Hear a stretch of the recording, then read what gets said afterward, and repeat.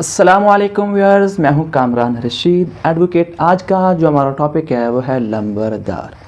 Actually जो ये word है वो है लंबरदार।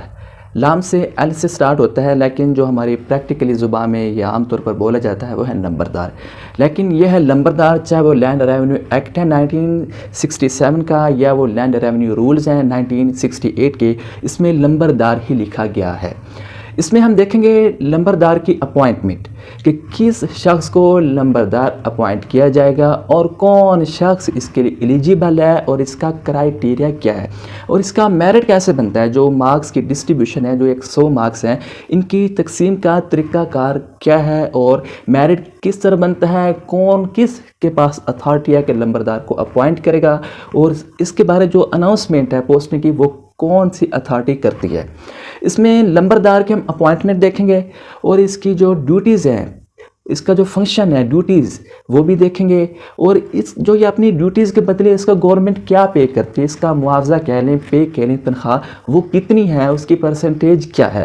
फिर इसके बाद हम देखेंगे लंबरदार को अगर वो अपनी ड्यूटीज़ के ख़िलाफ़ कोई काम करता है उसकी क्या पनिशमेंट है, ये भी देखेंगे। साथ इसमें ये भी देखेंगे क्या लंबरदार को अगर इसके ऑफिस से रिमूव करना हो, लंबरदार पर कौन कौन सी रिस्ट्रिक्शन है, अगर उसको मतलब रिमूवल ऑफ लंबरदार में क्या क्या कंडीशंस है, क्या क्या इसकी मतलब शराइत है कि उसको ऑफिस से लंबरदार को किस तरह इसको डिसमिस किया जाता है।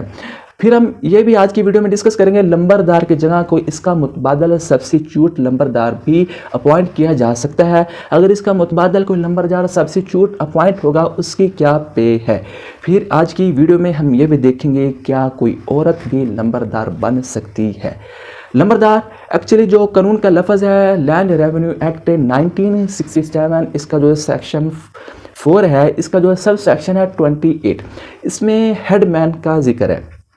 हेडमैन लंबरदार ये एक ही बात है, लेकिन जो विलेज ऑफिसर है, विलेज ऑफिसर में हमारा कानून को हमारा पटवारी और लंबरदार ये विलेज ऑफिसर ही मतलब तस्वर होते हैं, इनको विलेज ऑफिसर ही बोला जाता है। जितने भी बाकी जो रेवेन्यू के ऑफिसर हैं इसमें हमारा वो कलेक्टर आ जाता है, असिस्टेंट कलेक्टर ग्रेड 1 आ जाता है, कमिश्नर आ जाता है, बोर्ड ऑफ रेवेन्यू आता है, ये हमारे रेवेन्यू ऑफिसर में आते हैं। लेकिन जो विलेज ऑफिसर है इसमें हमारा लंबरदार आता है, विलेज ऑफिसर में इसका पटवारी होगा और कानून को होगा और हेडमैन लंबरदार ये एक ही बात है। इसका जो सेक्शन है लैंड रेवेन्यू एक्ट 1967, इसका जो 36 है सेक्शन, इसमें बताया गया कि इनकी अपॉइंटमेंट कैसे होगी, इनके पर मतलब कौन से रूल्स और कैसा इनका प्रोसीजर होगा। जो फिर हमारा लैंड रेवेन्यू रूल्स है 1968, इसका जो रूल नंबर 17 है, इसमें लंबरदार की अपॉइंटमेंट के बारे में बताया गया है। रूल 17 लैंड रेवेन्यू एक्ट 1968, इसमें लंबरदार की अपॉइंटमेंट का मुकम्मल प्रोसीजर बताया गया है। लंबरदार के अपॉइंटमेंट के लिए सबसे पहले जो अपॉइंटमेंट के बारे यानी कि इसकी सीट को, वैकेंसी को मतलब जो अपॉइंट करता है, मतलब जो डिक्लेयर करता है कि वैकेंसी खाली है, जो एक तहसीलदार होगा, वो अगर किसी स्टेट में किसी महाल में मौज़ा में वहाँ का लंबरदार या उसको डिसमिस कर दिया गया या फोत हो गया है, जो तहसील होगा तहसीलदार वो अपने जो कलेक्टर होगा उसको प्रपोजल देगा कि इस स्टेट में लंबरदार की वैकेंसी खाली है। फिर जो कलेक्टर है वो इसकी जो वैकेंसी है वो अनाउंसमेंट करेगा। फिर जो तहसीलदार होगा और हमारा असिस्टेंट कलेक्टर या जिसको हम एसी कहते हैं वो इस पे इंक्वायरी करेंगे, वो मेरिट बनाएंगे कि किस शख्स का कितने मार्क्स आते हैं। मुकम्मल इंक्वायरी के बाद इसकी जो फाइनल रिपोर्ट होगी वो हमारे जो डिस्ट्रिक्ट कलेक्टर को भेजी जाएगी। जो डिस्ट्रिक्ट कलेक्टर होगी वो तमाम जितने भी इसके कैंडिडेट होंगे लंबरदार की उनको सुनेगा, उनके एतराज़ात देखेगा। फिर इसके बाद जो उसका कलेक्टर का फाइनल ऑर्डर होगा उस शख्स को लंबरदार अपॉइंट किया जाएगा। जो रूल 17 है इसमें मार्क्स की डिस्ट्रीब्यूशन 100 मार्क्स है। 100 मार्क्स में से 30 मार्क्स उस इंसान के लिए है जिसका पहले कोई बाप नंबरदार रह चुका है। इसमें जो हेरिडेटरी क्लेम मतलब विरासती क्लेम, जिसका पहले बाप नंबरदार था, अब उसका जो बड़ा बेटा है वो नंबरदार के लिए मतलब एलिजिबल है, वो अपने आप को इस ख्वाहिशमंद ज़ाहिर करता है कि मुझे नंबरदार अपॉइंट किया जाए, इसके लिए है 30 मार्क्स। 30 नंबर इसको हम कहते हैं फर्स्ट ब्लड। अगर उसका बेटा नहीं, उसका भाई या उसका कोई भतीजा या कोई भांजा डिक्लेयर करता है कि मेरा मामू पहले नंबरदार था या मेरा चाचा था, फिर इसको 15 मार्क्स मिलेंगे। टोटल मार्क्स जो हेरिडेटरी क्लेम में आते हैं वो है 30 मार्क्स। 30 मार्क्स के बाद जो दूसरा नंबर आता है वो होता है कम्युनिटी, उसका मुआशरा कैसा है, उसकी बिरादरी कैसी है, उसकी रेपुटेशन आया कि वो ओवरवेलमिंग भी है क्या, इसके भी 30 मार्क्स हैं। जो मतलब ओवरवेलमिंग है, जिसकी अच्छी रेपुटेशन है, जिसकी बिरादरी है, जिसकी मतलब वो बिरादरी में ज़्यादा है उस मौज़े में महाल में, इसके भी 30 मार्क्स हैं। 30 हो गए हेरिडिटरी क्लेम के, 30 हो गए कम्युनिटी सर्विस के, 30 और 30 मिलके 60 मार्क्स बनते हैं। फिर इसके बाद जिसकी ज़मीन उस एस्टेट में 5 एकड़ से ज़्यादा है उसको 10 मार्क्स मिलेंगे, जिसकी 5 एकड़ से ज़मीन कम है उसको 5 मार्क्स मिलेंगे। 10 मार्क्स आ जाते हैं उसकी ज़मीन के हवाले से। 30, 30 और 60 और 10 ये हो गए 70 मार्क्स। फिर इसके बाद आता है 10 मार्क्स उसको मिलेंगे जिसकी सेकेंडरी एजुकेशन है, FA या FSC, 10 मार्क्स उसको मिलेंगे। या जिसकी सेकेंडरी एजुकेशन ही है, मतलब वो पढ़ा लिखा है या पढ़ लिख सकता है, जानता है, उसको मिलेंगे 5 मार्क्स। 10 मार्क्स इसके हो गए। फिर 10 मार्क्स उसके लिए जिसकी मतलब रेपुटेशन या जिसका पर्सनल कैरेक्टर उस ज़िंदगी की उसकी लाइफ में अच्छा है, 10 मार्क्स पर्सनल कैरेक्टर के हैं। और 10 मार्क्स उसके हैं कि अगर वो खुद फार्मर है या एग्रीकल्चर काश्त करता है, 10 मार्क्स उस लंबरदार को मिलेंगे। ये टोटल बनते हैं 100। 30 मार्क्स उसके हेरिडिटरी क्लेम के हैं, 30 मार्क्स उसकी कम्युनिटी के, 30 और 30 60, 10 मार्क्स उसकी एजुकेशन के 70, 10 मार्क्स उसकी ज़मीन के मुतल्लिक 80 और 10 मार्क्स उसके पर्सनल मतलब जो कैरेक्टर के बारे 90 और 10 मार्क्स उसके मतलब वो बनते हैं कि वो खुद भी फार्मर है। कि इस तरह 100 मार्क्स का मेरिट बनता है। जिसके सबसे ज़्यादा मार्क्स आते हैं उसको लंबरदार अपॉइंट किया जाता है। ये है मार्क्स की डिस्ट्रीब्यूशन।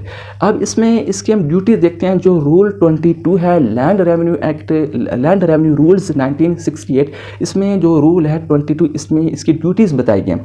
जो सबसे मेन और इम्पोर्टेंट ड्यूटीज़ है लंबरदार की वो है कलेक्शन ऑफ लैंड रेवेन्यू। मतलब जितनी वहाँ की मौजे में, स्टेट में, मोहाल में जितने भी लैंड ओनर हैं, लैंड होल्डर हैं, वहाँ से उनका जो ज़मीनी टैक्स है वो वसूल करना। जिसकी ज़मीन 2.5 एकड़ या 5 एकड़ से ज़्यादा है उनसे लैंड रेवेन्यू इकट्ठा किया जाता है। ये लंबरदार की ड्यूटी है कि लैंड रेवेन्यू को इकट्ठा करे। फिर इसके बाद जो नहरी पानी होता है इस पर आबियाना टैक्स लगाया जाता है। ये भी लंबरदार की ड्यूटी है कि उनसे वो आबियाना मतलब वो भी कलेक्ट करे। ये ड्यूटीज़ है लंबरदार की। इसके बाद लंबरदार की ये भी ड्यूटी है कि उस स्टेट में, उस मौज़ा में, महाल में कोई भी गवर्नमेंट की ज़मीन है, चाहे वो गवर्नमेंट की जंगलात हैं या गवर्नमेंट की प्रॉपर्टी है, उसको उसकी हिफाजत करे, उसको सिक्योरिटी दे। चाहे वो ज़मीन आ जाए या कोई उसका मतलब गवर्नमेंट की प्रॉपर्टी या रोड के बारे कोई मतलब इंक्रोचमेंट के बारे उसकी हिफाजत करे, या उस मतबादल अगर कोई इंक्रोचमेंट हो रही है उसकी कंप्लेंट करे तहसीलदार को। ये भी लंबरदार की ड्यूटीज़ में आता है। या अगर उस एरिया में कोई मतलब कोई ऑफेंस हो रहा है या कोई इस तरह की क्रिमिनल एक्टिविटीज़ हो रही है, फिर भी लंबरदार की ड्यूटी है कि मुतल्लिका पुलिस ऑफिसर को इन्फॉर्म करे। या कोई भी पुलिस ऑफिसर या फौज के दस्ते उस स्टेट मौज़ा में आते हैं तो लंबरदार की ड्यूटी है उनके साथ ताउन करे, उनकी असिस्ट करे। या कोई भी बाहर से मतलब किसी भी कोर्ट से कोई समन आते हैं उस मौज़ा में, लंबरदार की ये भी ड्यूटी है कि उस जो प्यादा है समन लेके आता है उसको असिस्ट करे कि ये शख्स इसका घर कहाँ है। लंबरदार की ड्यूटीज़ में ये भी आता है अगर उस मतलब एस्टेट में कोई लैंड ओनर या लैंड होल्डर फोत हो जाता है उसके बारे पटवारी को इन्फॉर्म करे कि ये शख्स फोत हो गया है, इसके अब ये इसके मतलब जो है लीगल हेयर हैं उनके बारे बताए। कोई डिजीज़ आ जाती है उस एरिया में, चाहे जानवरों की डिजीज़ या एग्रीकल्चर डिजीज़, इसके बारे में लंबरदार भी इन्फॉर्म करे। ये लंबरदार की ड्यूटीज़ हैं। फिर इसके बाद ये लंबरदार आपने जितनी भी ड्यूटीज़ सर अंजाम देता है इसके बदले इसको क्या मिलता है, इसको मतलब कोई मुआवजा पे मिलती है। जितना भी लैंड रेवेन्यू इकट्ठा होता है इसका 5% लंबरदार को दिया जाता है। लैंड रेवेन्यू एक स्टेट में इकट्ठा होगा, उस पर जितने भी वो खर्चात आते हैं वो खर्चात निकाल के जो एक्चुअल अमाउंट होगी उस एक्चुअल अमाउंट का प्रोपोर्शन जो 5% होगा वो लंबरदार को दिया जाएगा। लेकिन इसमें कंडीशन ये है जो 5% है ये भी लैंड रेवेन्यू जो एग्री वहाँ के जो बाशिंदे हैं जो ज़मीन काश्त करते हैं उनसे ये एक्स्ट्रा 5% वसूल किया जाता है जो लंबरदार की फ़ीस होती है। अगर आबियाना है जो मतलब नहरी या ये पानी पर टैक्स लगता है, ये जो 3% इसका जो इकट्ठी होगी अमाउंट है 3% में से जितनी भी वो आबियाना टैक्स इकट्ठा होता है उसमें से 3% लंबरदार को मुआवजा मिलता है।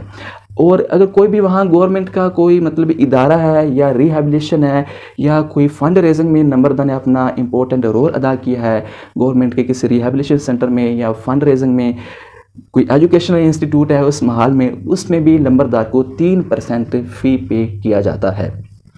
अब हम देखते हैं लंबरदार अगर अपनी ड्यूटी सही तरह सर अंजाम नहीं देता या वो मिसकंडक्ट करता है या निगलेक्ट करता है, उसकी क्या पनिशमेंट है। लंबरदार की 2 पनिशमेंट है। एक तो यह है कि 1 साल के लिए उसके जो ऑफिस है वो उसका मतलब ऑफिस से उसको सस्पेंड किया जाता है 1 साल तक। या दूसरी पनिशमेंट यह है कि 1 साल तक जो इसका मुआवजा है, हमने देखा कि लैंड रेवेन्यू में 5% उसका जो मुआवजा है और जो आबियाना टैक्स है इसमें 3% इसका मुआवजा है, ये मुआवजा सस्पेंड किया जा सकता है। ये है इसकी पनिशमेंट। इसको डिसमिस भी किया जा सकता है। जब इसकी पनिशमेंट होगी फिर इसके मुतबादल इसकी जगह किसी और को सब्स्टिट्यूट मुतबादल नंबरदार अपॉइंट किया जाएगा। ये कौन अथॉरिटी मुतबादल सब्स्टिट्यूट नंबरदार अपॉइंट करेगा? ये अथॉरिटी है कलेक्टर। कलेक्टर के पास इख्तियार है कि नंबरदार जब या उसकी ओल्ड एज है या बूढ़ा हो गया या वो किसी बीमारी में मुबतला है या वो अपनी ड्यूटी सही तरह सर अंजाम नहीं दे रहा या वो अपने इलाके को छोड़कर कहीं बाहर दूर चला गया काफ़ी दिनों के लिए, इसके जगह को इसका मुतबादल सब्स्टिट्यूट अपॉइंट किया जाएगा। इसके बारे जो रूल है वो है 25, 26। इसमें कलेक्टर के पास इख्तियार है कि इसका मुतबादल नंबरदार अपॉइंट करेगा। अब जो मुतबादल नंबरदार आएगा उसका भी मुआवजा है। वो रूल 29 लैंड रेवेन्यू रूल्स 1968 में बताया कि उसका मुआवजा होगा, जितनी भी नंबरदार का मुआवजा है उसका 50% उसके सब्स्टिट्यूट जो मुतबादल नंबरदार होगा उसको दिया जाएगा। या ये भी हो सकता है जो टोटल अमाउंट है नंबरदार के मुआवजे की वो उसके सब्स्टिट्यूट को भी दिया जा सकता है। अब इसमें हम ये देखते हैं जो नंबरदार को अपॉइंटमेंट करने के लिए, एक तो हमने 100 नंबर का मेरिट देखा, फिर हमने ये देखा किस किस मेरिट मैटर को कंसीडर किया जाएगा। सबसे पहले एक देखा जो रूल ऑफ प्राइमोजेनेचर का कंसेप्ट है, मतलब में हेरिडिटरी क्लेम में जो सबसे बड़ा बेटा होगा उसका पहले राइट है, इसको हम कहते हैं रूल ऑफ प्राइमोजेनेचर। उसको नंबरदार अगर अपॉइंट किया जाए तो उसको ज़्यादा मार्क्स मिलेंगे। इसमें फिर एक ये भी है कि औरत नंबरदार अपॉइंट हो सकती है। जी हाँ, अगर उस स्टेट में महाल में मौज़े में अगर औरत है वो भी कॉम्पिटेंट है, उसकी जो ज़मीन है मलकियत है वो सबसे ज़्यादा है, फिर औरत को भी नंबरदार अपॉइंट किया जा सकता है। अब हम देखते हैं नंबरदार को डिसमिस क्यों किया जाएगा, अगर डिसमिस करने के लिए, रिमूवल करने के लिए कौन कौन सी कंडीशन है। सबसे पहले यह है कि अगर नंबरदार अपना लैंड रेवेन्यू इकट्ठा नहीं करता, अपनी ड्यूटीज़ को सही तरह सर अंजाम नहीं देता, निगलेक्ट करता है, उसको इसके ऑफिस से रिमूव किया जा सकता है। या वो कोई भी किसी भी क्राइम में मुलव्वस है, उस पर कोई चार्ज है, कोई पर्चा है या उसका कोई ट्रायल हो रहा है, फिर भी नंबरदार को उसके ऑफिस से रिमूव किया जा सकता है। या किसी भी ऑफेंस में उसको पनिशमेंट हुई है, 6 माह से ज़ायद की पनिशमेंट हुई है, फिर भी नंबरदार को इसके ऑफिस से रिमूव किया जाएगा। या मॉरल टॉर्पिट्यूड में ऑफेंस, मॉरल टॉर्पिट्यूड ऑफेंस ऐसे हैं जिसमें रेप आ जाता है, थेफ्ट आता है, रॉबरी या जो हमारे डोमेस्टिक वायलेंस या पर्जरी, झूठी शहादत देना, इस तरह के ऑफेंस अगर में नंबरदार को सज़ा दी गई है तो नंबरदार को इसके ऑफिस से रिमूव किया जाएगा। या नंबरदार ने मतलब ये कोई नंबरदार की जो अपनी ज़मीन है, प्रॉपर्टी है, वो या वो मॉर्गेज हो गई है या वो ट्रांसफ़र हो गई है, मतलब उसने टैक्स पे नहीं किया, फिर इस जो एक प्रोसीजर होता है लैंड रेवेन्यू एक्ट में बताया गया कि उसकी जो प्रॉपर्टी है इमूवेबल या उसको ट्रांसफ़र किया जाएगा या होल्डिंग किया जाएगा, इस तरह की कंडीशन में भी नंबरदार को रिमूव किया जा सकता है, डिसमिस किया जा सकता है। यह नंबरदार पर बहुत सारा कर्जा आ जाता है, फिर भी नंबरदार को इसके ऑफिस से रिमूव किया जा सकता है। अगर नंबरदार को इसके ऑफिस से रिमूव किया जाएगा, डिसमिस किया जाएगा, जो हमारा रूल है 18 में इसके डिसमिस के बारे में बताया गया किन किन कंडीशन में नंबरदार को इसके ऑफिस से रिमूव किया जाएगा।